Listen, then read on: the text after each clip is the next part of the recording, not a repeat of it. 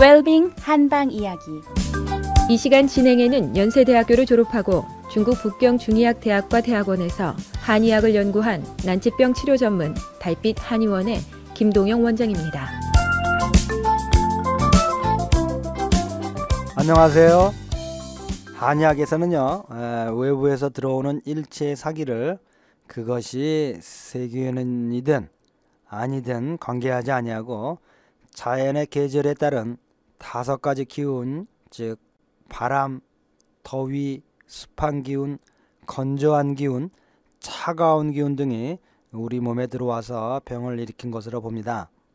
그럼 우리 몸에 들어와 병을 일으킨 사기가 이 중에 어떠한 사기가 들어와서 병을 일으킨 것인지 우리 한의사들은 어떻게 알아내는지를 말씀드려보고자 합니다.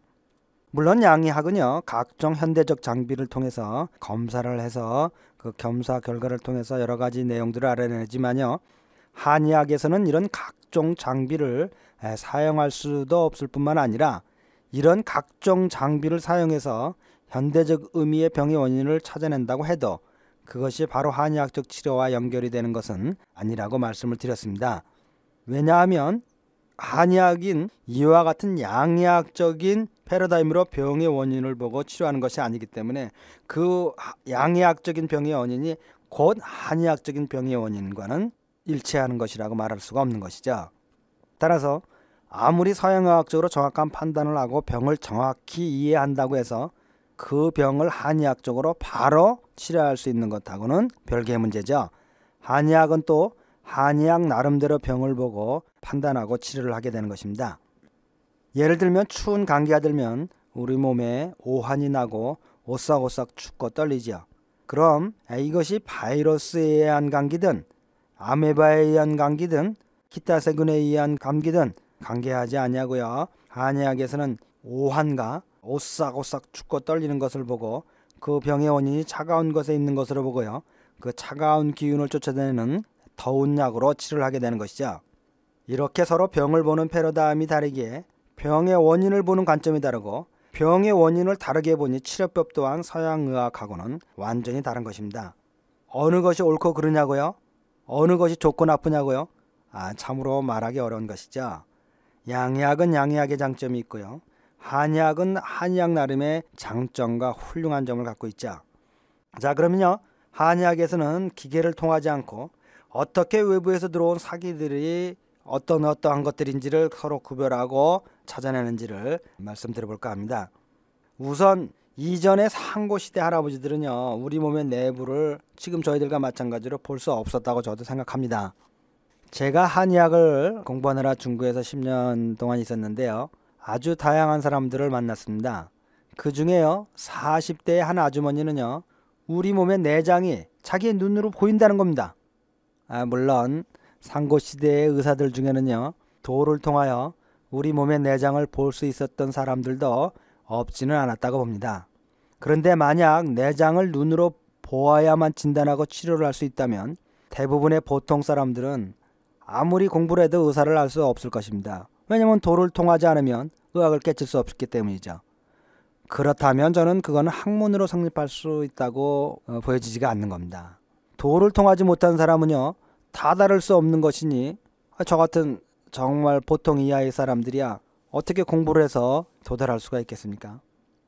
따라서 학문으로 성립하려면 보통 사람들이 보통의 상식으로 공부를 해서 그 요체를 이해하고 또한 다양한 사람들이 공부해도 동일한 결론을 낼 수 있어야만 그것이 학문으로 성립한다고 하는 겁니다. 따라서 한의학도요, 보통 사람들이 열심히 노력하고 공부하면 내장을 볼 수 있는 도를 통하지 않고도요, 체득할 수 있도록 정밀한 이론으로 짜여져 있는 겁니다. 따라서 학문으로 성립이 되는 거죠. 자, 황제내경이라는 책이요, 현대에 전해지도록 하기 위해서는 당나라 때 왕빙이라는 의사분이 쓴 그 황제내경 판본이 지금까지도 전해지는 유일한 판본의 근거입니다.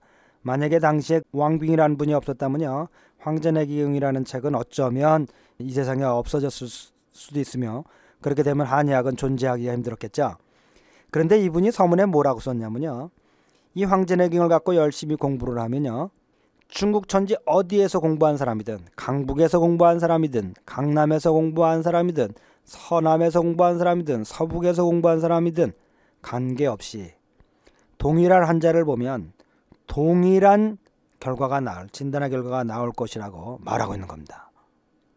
지금으로부터요 600년 되니까요, 지금으로부터 거의 1500년 전 이전의 사람들이요, 할아버지께서 무엇이라고 얘기하냐면요, 현대의 실중주의 철학의 학문의 기초 이론을 지금 얘기하고 있는 겁니다. 이 한약이 현대의 실중주의자들이 그 영미를 중심한 대표적인 철학 이론들인데요. 이 실중주의자들이 이제 그 얘기하는 것들이 겁니다. 누가 보아도 동일한 결과와 결론을 낼 수 있어만 학문이고, 그것이 진리다라고 얘기를 하고 있는 겁니다. 근데 그와 동일한 얘기를요, 2000년 전에 그 동양 할아버지가 똑같은 얘기를 하는 겁니다. 한의학은 보는 사람에 따라서 다른 것이 아니라 이 황제내경 이론으로 정확히 공부하면 누가 보든 동일한 한자는 동일한 결과가 나온다. 즉 한의학은 완벽한 이론책을 갖추고 있는 것이다라고 얘기를 하고 있는 겁니다. 보는 사람에 따라서 소음인도 되고 태음인도 되고 태양인도 되고 소양인도 되는 이런 식의 얼치기 이론이 아니라는 겁니다. 지금요 중국 그 넓은 땅에서요 제대로 공부한 사람들이라면, 학부 과정을 정확히 마친 사람들이라면 중국 그 넓은 땅, 더 나아가 세계 넓은 곳 어느 곳에서 공부를 했거냐, 환자를 보면, 동일한 환자를 보면 동일한 결론에 이르게 됩니다. 대부분의 경우에 있어서요. 만약에 보는 사람마다 다르다면 이는 이미 학문이 아니라는 얘기입니다. 한의학은요 이런 엄정하고 과학적인 이런 기초를 갖고 있는 겁니다. 그러면 기계를 통하지 않고도요 사람의 병을 보아 그 병의 원인을 각기 다양한 의사가 모아서 어떻게 동일한 결론에 이르게 되는지, 특히 외부에서 다양한 사기들이 들어오는데 그것이 동일한 사기인지를 어떻게 파악하는지 내일 다시 말씀드릴까 하겠습니다. 모두들 빛과 사랑이 넘치는 건강한 하루가 되시기 바랍니다. 달빛 아니은 원장 김동영이었습니다.